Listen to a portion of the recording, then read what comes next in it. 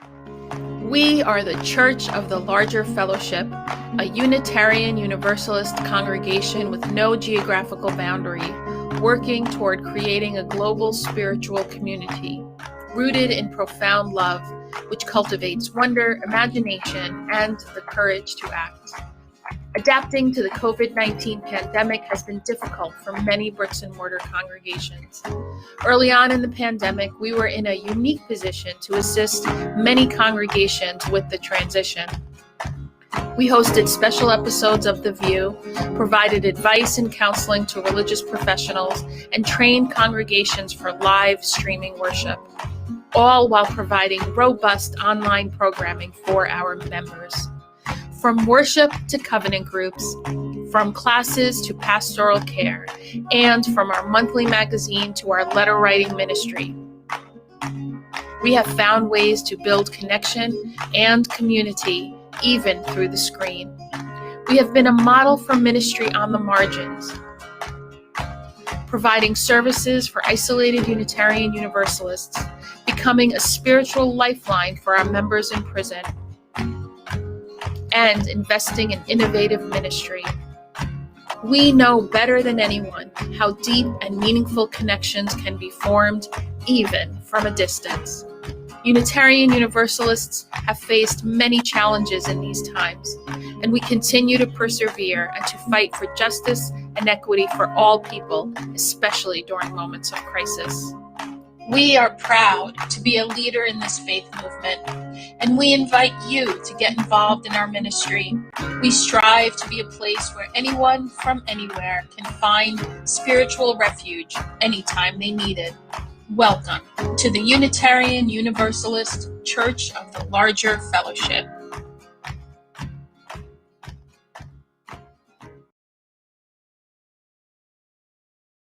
We are so excited to bring you an all-new episode of The VUU.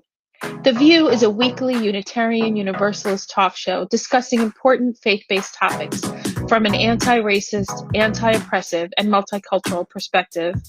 Every Thursday for the past 7 years, we have welcomed guests from every corner of the world. Our guests are writers, scholars, activists, and religious thought leaders who are shaping Unitarian Universalism and society for the 21st century and beyond.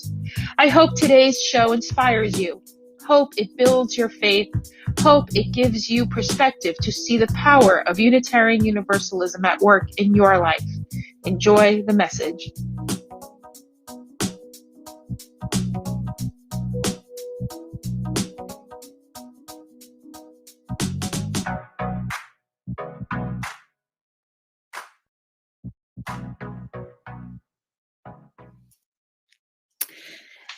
Hello, I was about to say good morning, and it's really good morning, good afternoon, depending on where you are, good evening in the world. I'm Aisha Hauser, and I join you from Seattle, Washington. Welcome to The VUU. Reverend Dr. Michael Tino. Hello, everyone. Welcome to a new season of The VUU. It is so good to be back with you. It is so good to be on our new technology that we hope will be more interesting and engaging.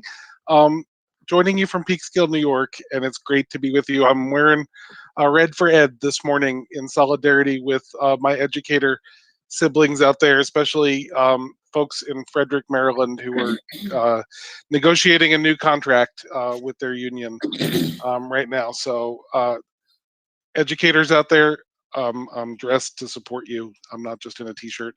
Don Fortune, how are you? I am well, and I was just in a t-shirt just a moment ago. I'm excited to be back. It's been sort of weird for to not have this thing on Thursdays and through the summer, and I'm excited to be back. And I think the new format thing is exciting. And I confess it's the little things that really entertain me, like the fact that each of us gets a different color in our chat box for the internal conversation. Like that's all right. Maybe I haven't had enough coffee. Anyway, it's great to be here. And yeah, I'm going to drink my coffee. Good morning. And do I hand it now to Lori, who I see on the screen, or is Lori hidden? Lori's hidden. Okay. So I'll hand it back to Aisha.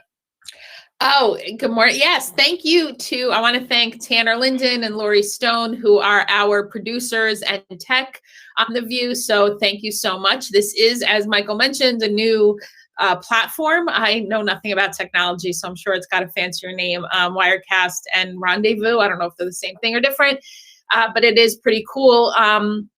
So this is our, kickoff show of the season. So we're going to kind of open it up to whatever is on folks' hearts. I have a few things I would love to talk about. That one of them not really UU, but it is.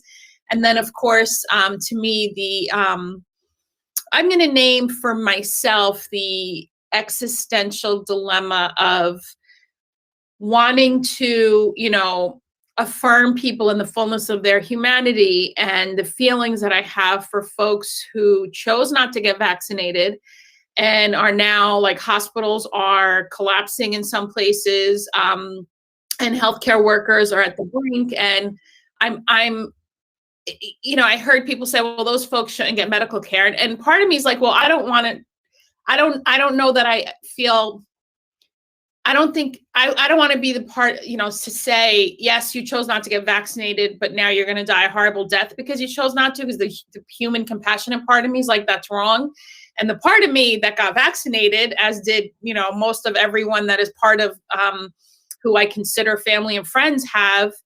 And I'm torn. So I would and the UU faith leader in me says, well, I need to feel a certain way. And then the human in me who just wants the pandemic to end and knows we could have been a lot closer to it ending and not having variants if everyone just cooperated and weren't selfish, is not feeling so kind. So I would love to know your thoughts on that.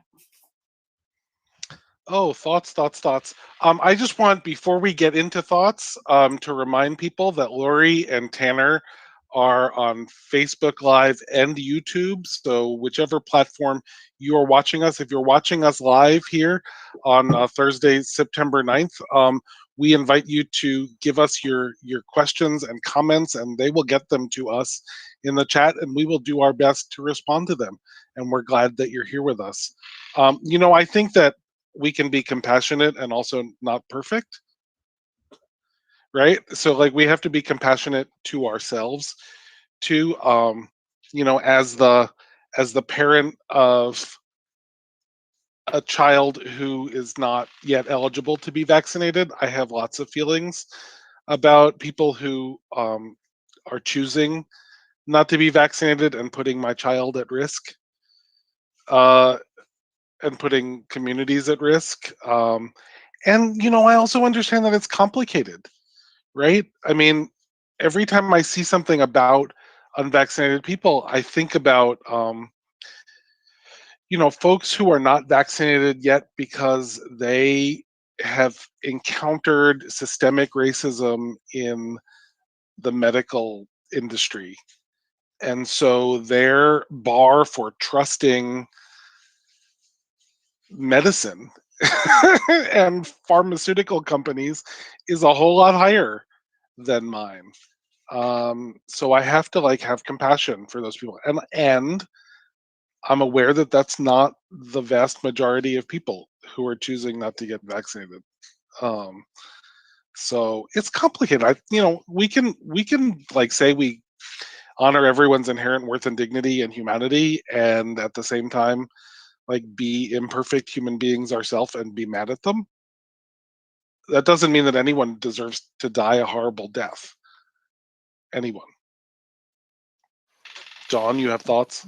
Oh, I have thoughts.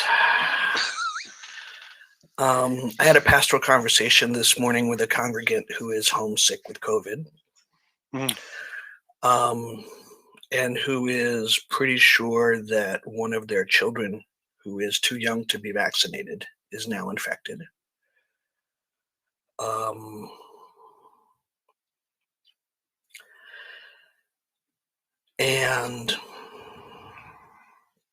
And I have at least two members who I know are not vaccinated, one of whom it is a choice, and the other of whom is under advice from their doctor that their autoimmune thing is sufficient that the vaccine would be a significant risk for them. And we will be meeting in person for worship on Sunday.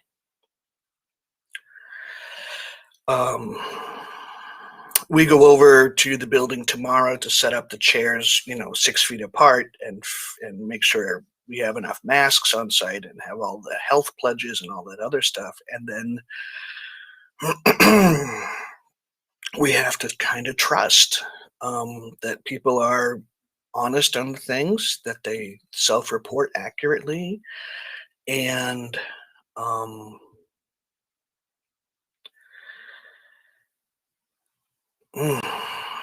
it's really challenging to hold all of that. In my former newspaper editor self, I can get all snarky and judgmental, and high-minded and superior about I'm wearing my face mask and you infidels are not, or whatever.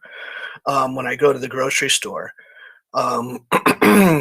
and yeah, like Aisha, it's sometimes hard to feel compassion when it feels like people are willfully ignoring sound scientific information. And of course my Facebook feed is filled with all kinds of interesting things, and one of which came through recently was a cartoon about what happened in the 1970s and early 80s when seatbelt laws began to sweep the nation. And people were saying, we have freedom, and don't you tell us what to do, and you don't live in fear, you're all a bunch of sheep. And I'm like, oh, baby, we have come so far. Not. And I also grew up right next to New Hampshire, which still doesn't have a seatbelt law, which still doesn't have a helmet law. They take that live free or die thing kind of serious there.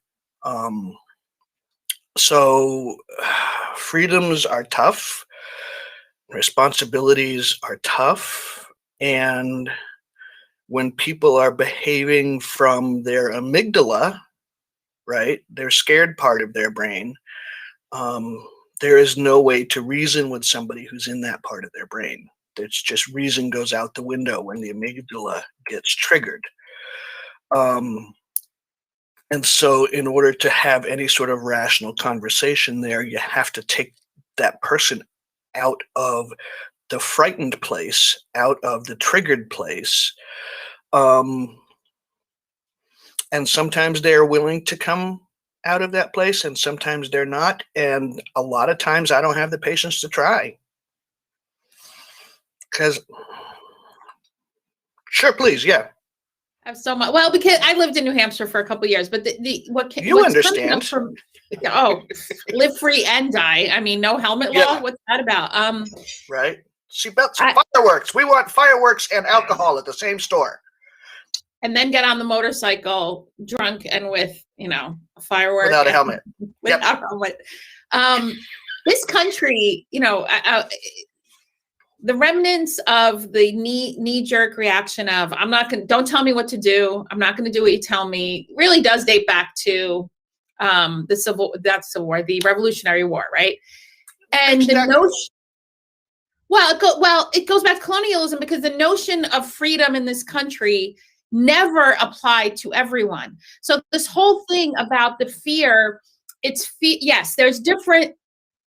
The fear, depending on the group you're talking about, the fear is different. So for Indigenous people, the fear is genocide and erasure, which has happened. For descendants of enslaved Africans, Black people, it is fear of the state, who is incarceration, being murdered.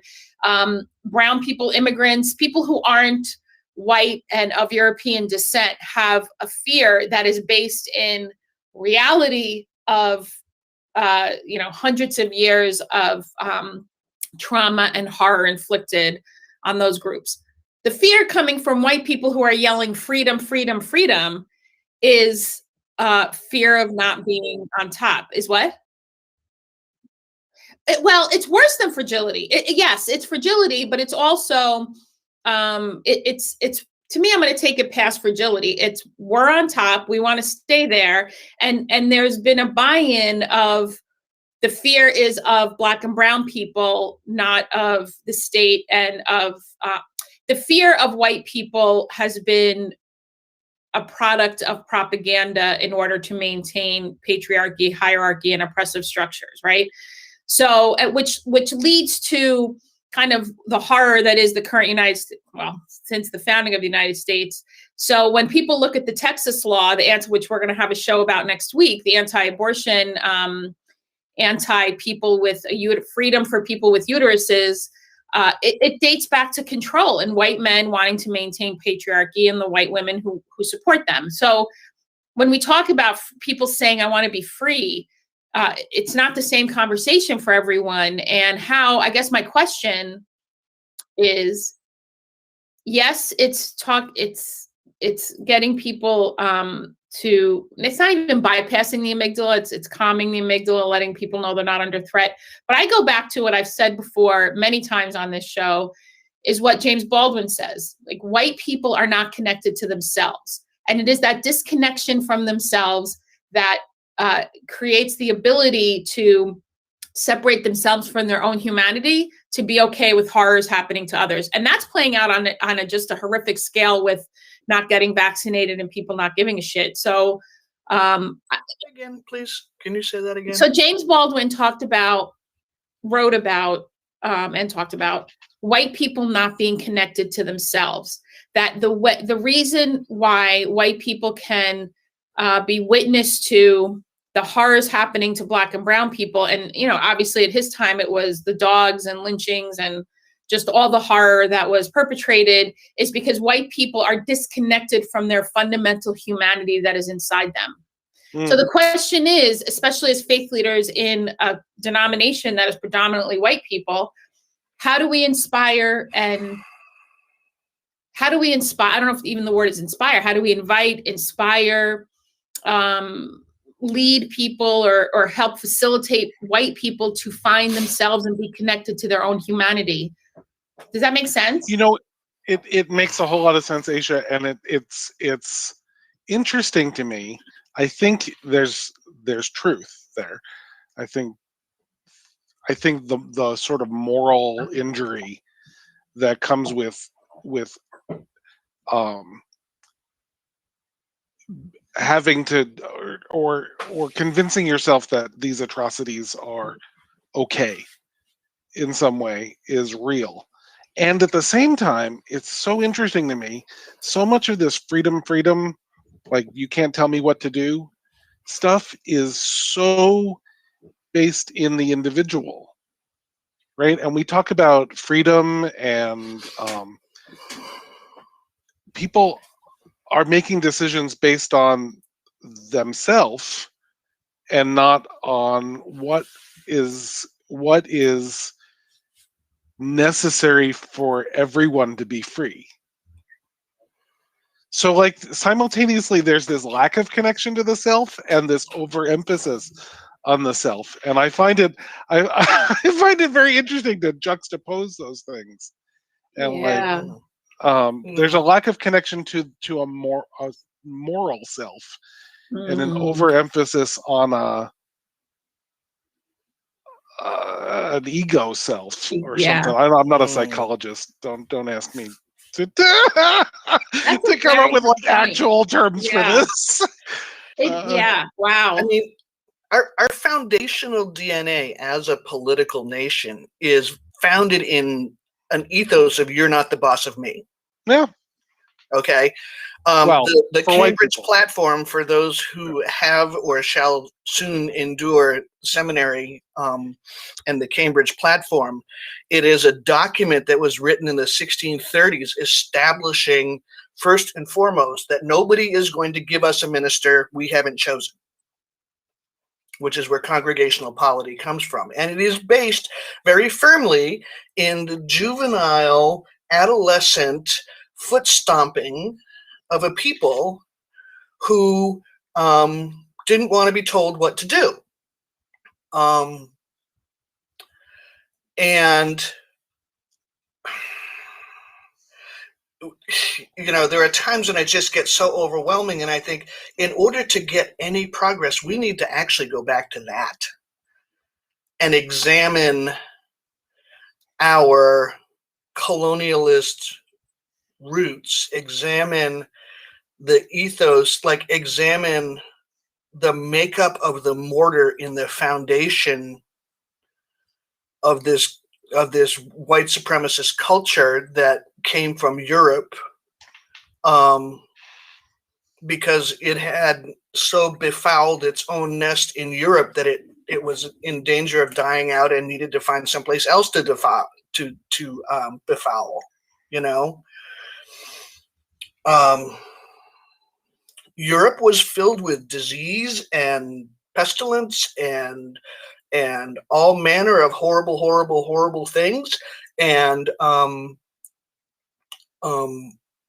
people left there to come to this continent to find a clean place where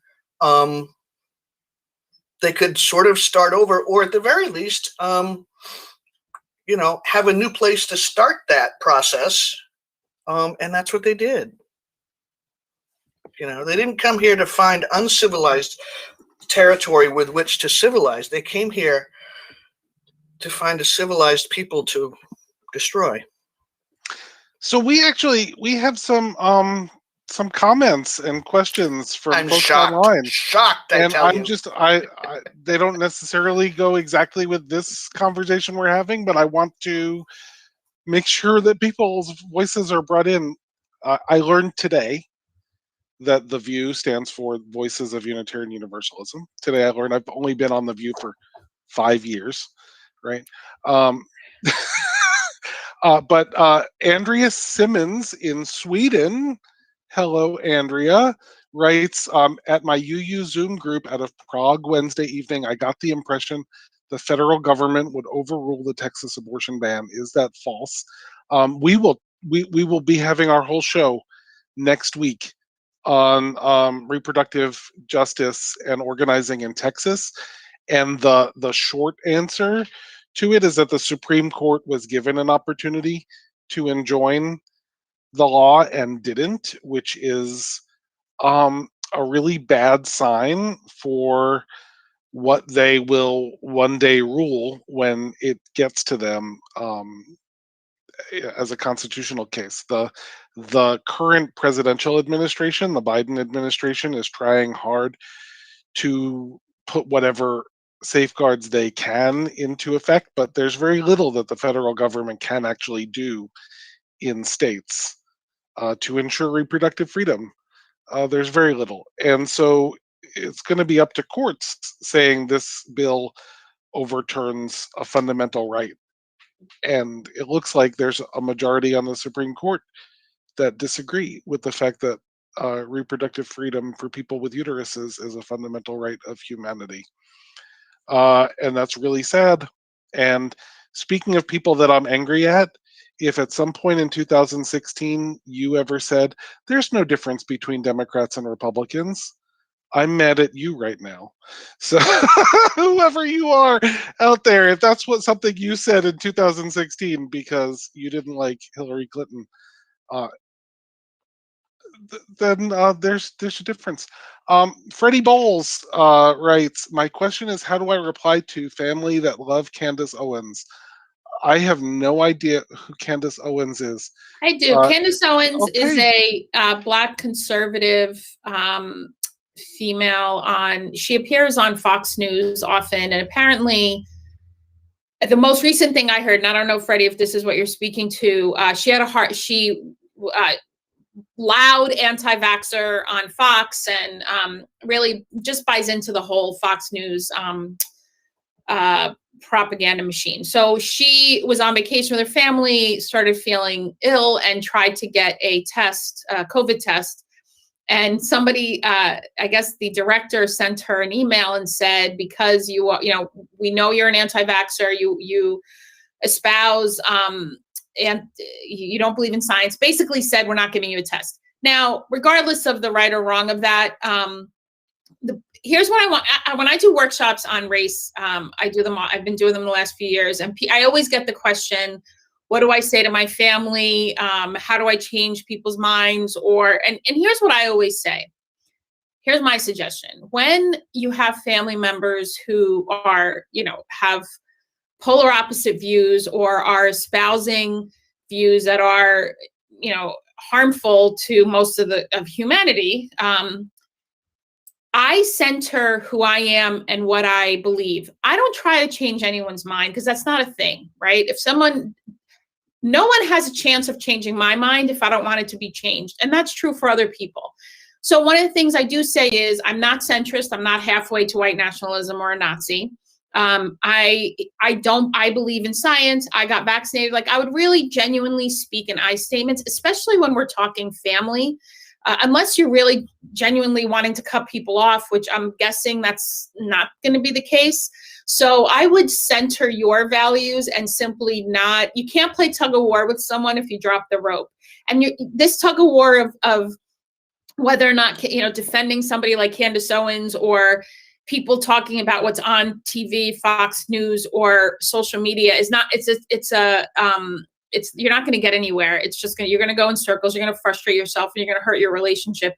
I would just be very clear. Here is what I believe. Here's what I think.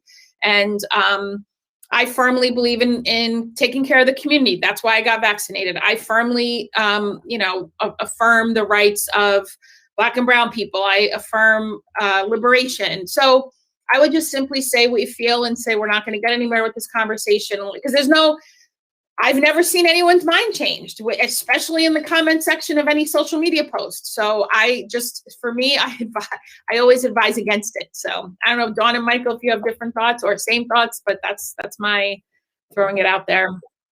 I think with the individualism that we talked about earlier, the way to change people's minds is to have something kick them squarely in the ass. Pro-lifers are generally one unplanned pregnancy away from being pro-choice. Okay. Anti-vaxxers are generally one dead self or relative away from being science believers. Oh, how about people on their deathbed, the radio hosts who kept saying, don't get vaccinated, and then they're on their deathbed saying, oh, I wish I got vaccinated. Okay.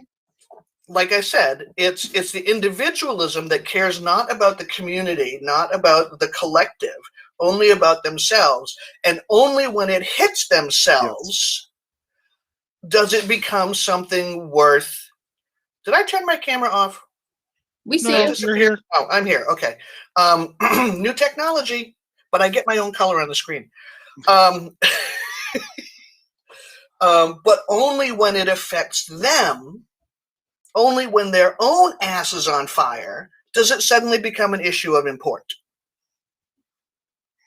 Yeah, I mean, I think I like your advice, Aisha, to be clear about what it is that you believe and why you believe it.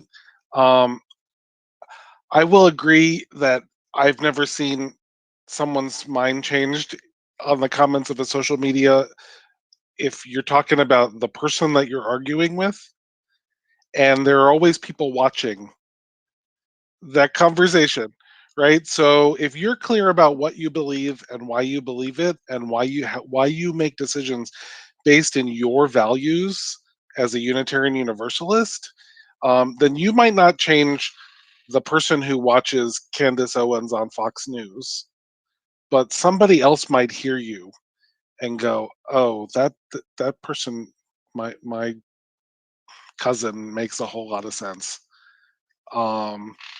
And I appreciate having that, and I take that. That's my sort of philosophy in comment sections on social media too. I don't argue on politicians' pages. I don't do that. I bless any of you that want to argue with politicians on Facebook. I don't do it because there's so much posturing, and image out there. I mean, someone asked, Andrea Simmons asked about Caitlyn Jenner, who supported Texas's law. Caitlyn is running for governor of California. Please vote no on the recall. Caitlyn is running for governor of California and wants to get herself in the news. And one of the ways you get yourself in the news is by saying controversial things.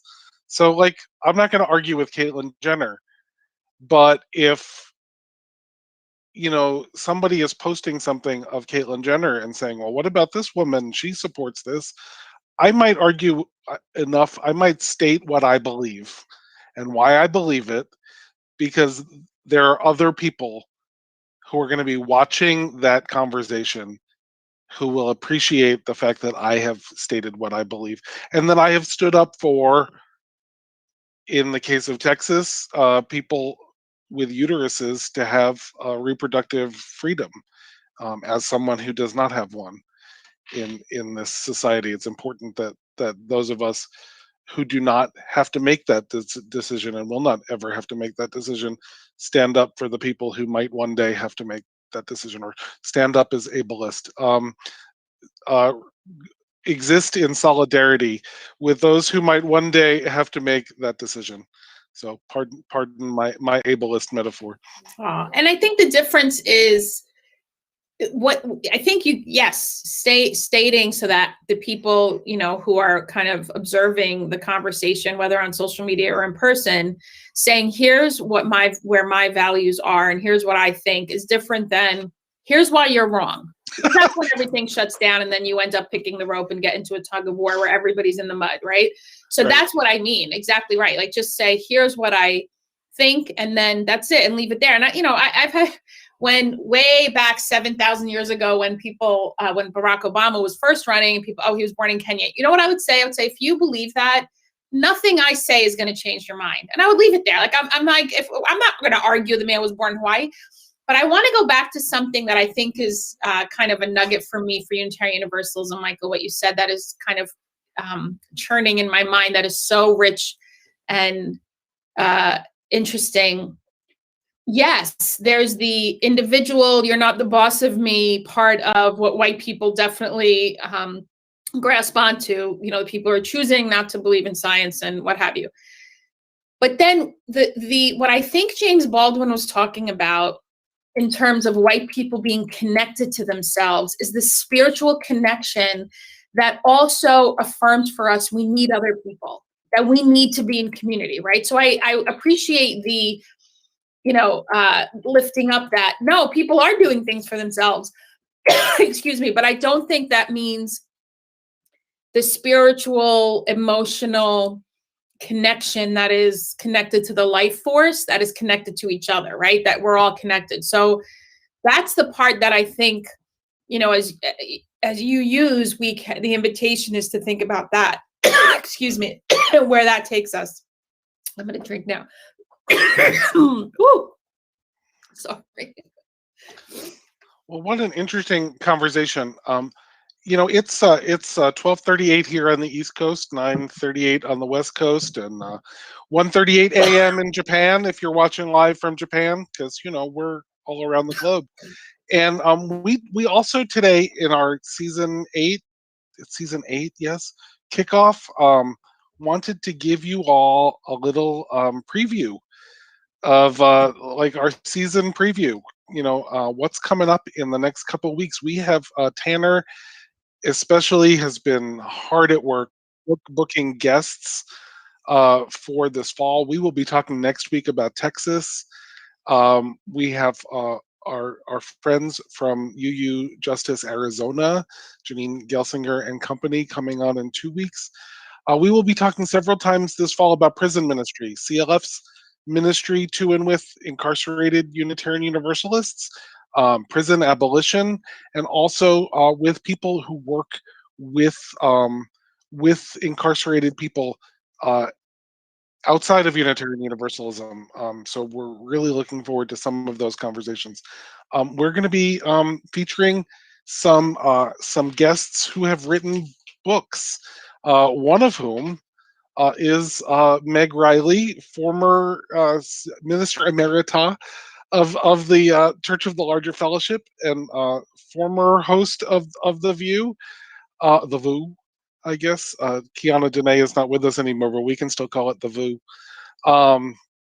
Meg is the editor of this year's meditation manual, Shelter in This Place, and will be coming on to share some things from that. We're going to be talking about justice for the earth.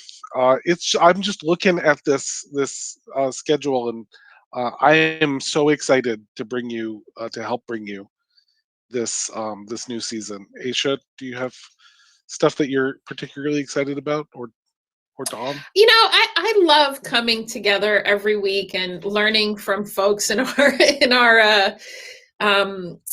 faith, and I'm looking forward to all of it. I don't know that I'm looking forward to one show more than the other. I always appreciate when we lift up the prison ministry, because I think too often it's not present in our minds how many people are incarcerated in this country. And I don't know if any of you, it came across my feed a few weeks ago that and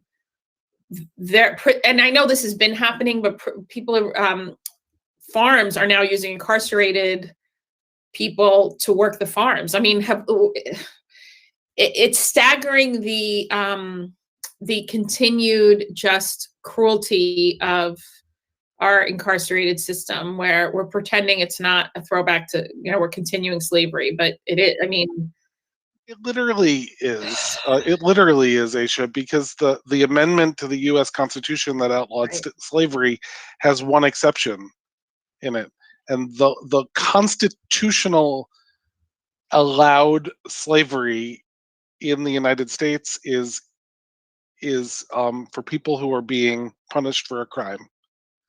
Right, so it is like in the United States Constitution that if you are being punished for a crime, you are allowed to be enslaved in this country, right? Like it's not even like we worked around the Constitution some way to come up with a way to replace chattel slavery. It's literally just spelled out right there in the United States Constitution that slavery still exists for people who are incarcerated in this country. So it's not any surprise to me that we as a society faced with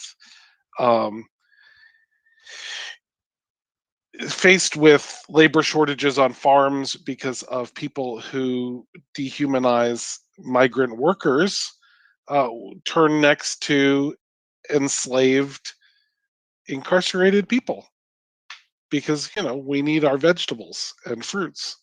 We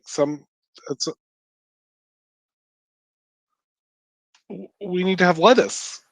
Someone's got to pick the lettuce, even if it's right. But if in season, out of season, somebody's got to pick the lettuce. No. God forbid we pay people. No, what I'm saying is that model is corporate farming. Oh yeah. If we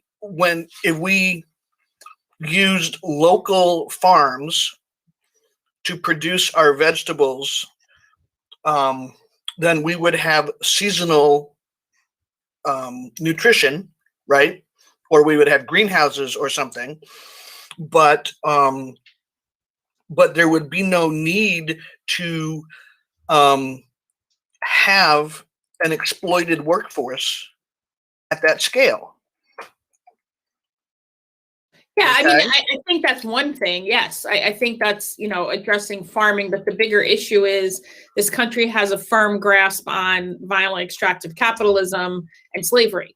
And that, I mean, that's where I think there's the, when people make the statement slavery ended, it didn't. It morphed, right? And so that's the truth that even many UUs don't want to hear. They don't want to address. They don't want to face. And, maybe we can do a show at some point, because I really want, the it's now like, I'm going to be thinking about this for days now, Michael. What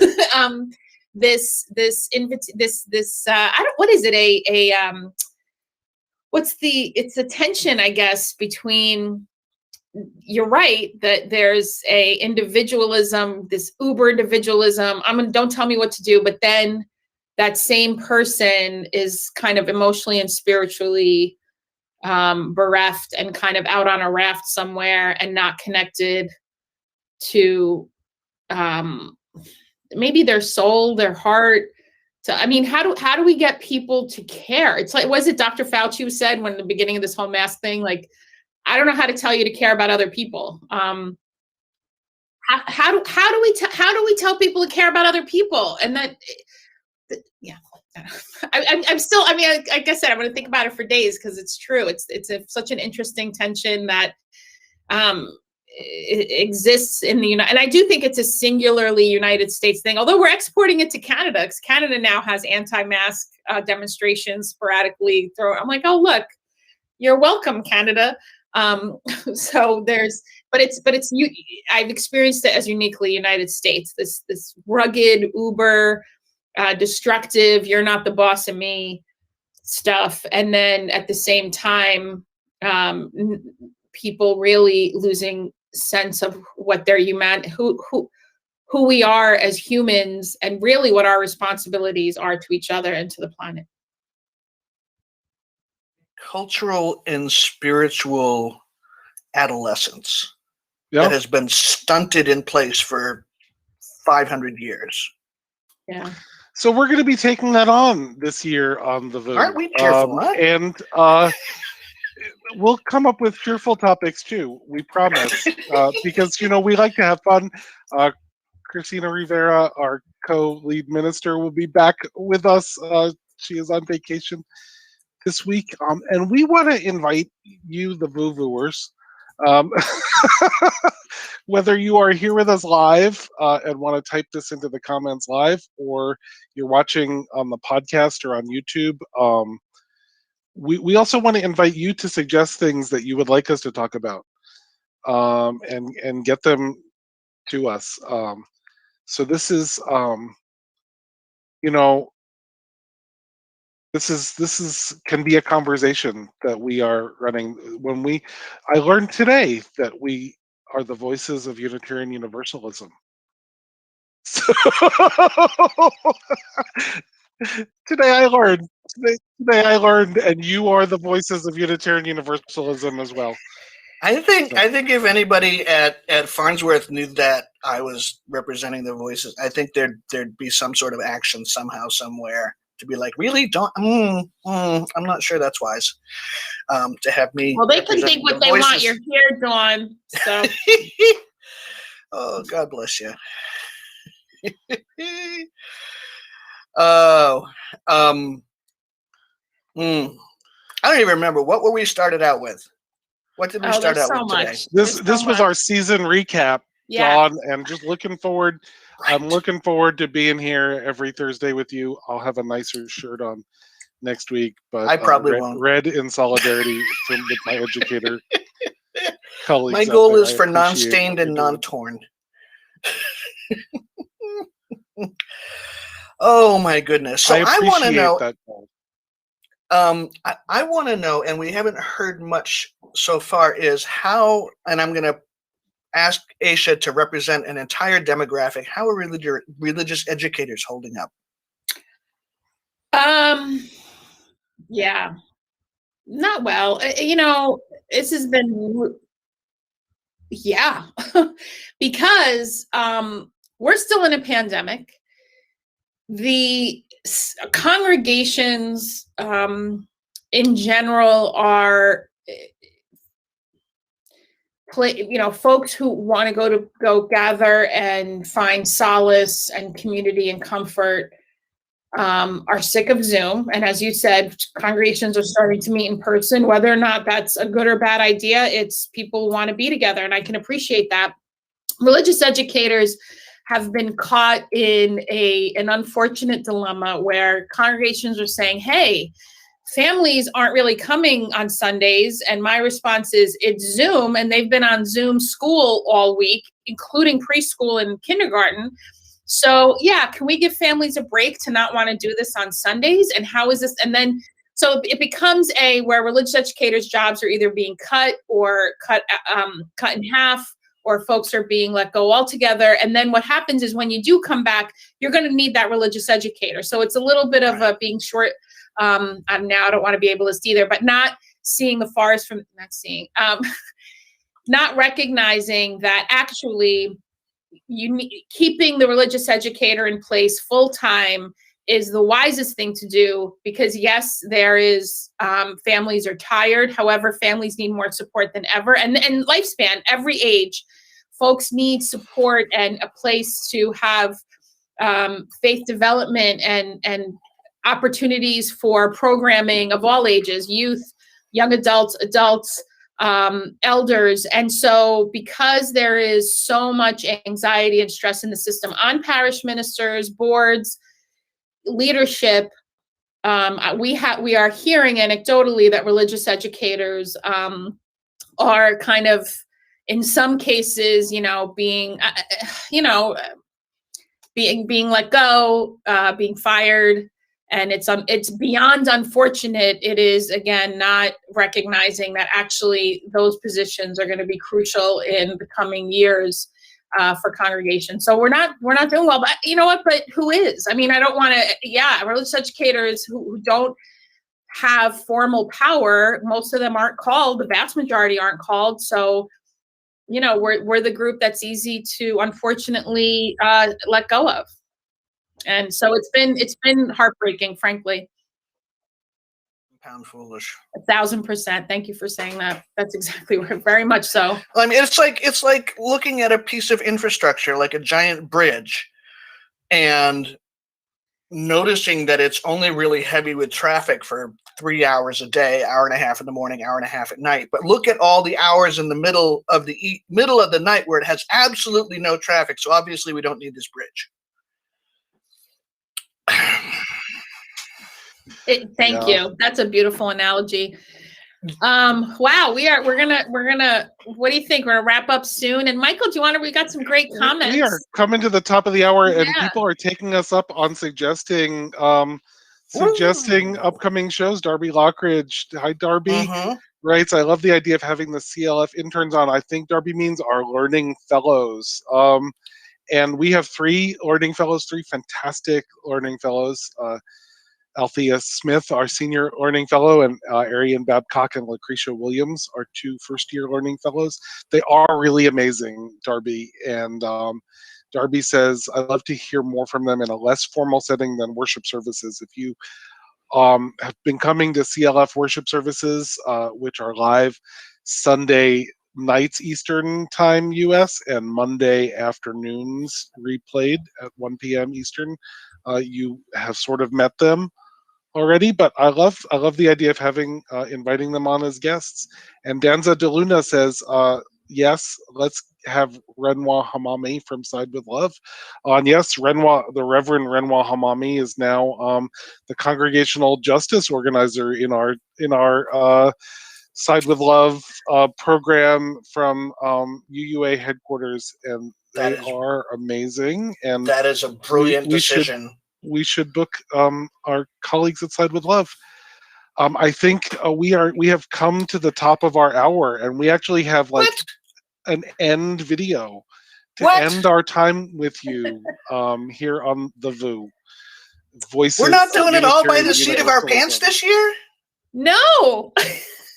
We never did that, Reverend Dawn. I don't know what you're talking about. We're getting fancy here at CLF. Yeah. And we appreciate you being with us. You're gonna want me to wear pants and stuff. Jeez. No, we do not. As long as you're not standing up, we don't care what you have on the bottom. That's your business. That's right. I love you, folks. I love you. Missed you. I have missed you so much. Until next week, beloved. Yes, until next week. Thank you for joining us. Special thanks to those of you who give generously to this ministry. It is because of you that this ministry is possible. You can click the link in the description to give now, or visit clfuu.org/give for more information. We hope you will join us next week for another episode of The VUU.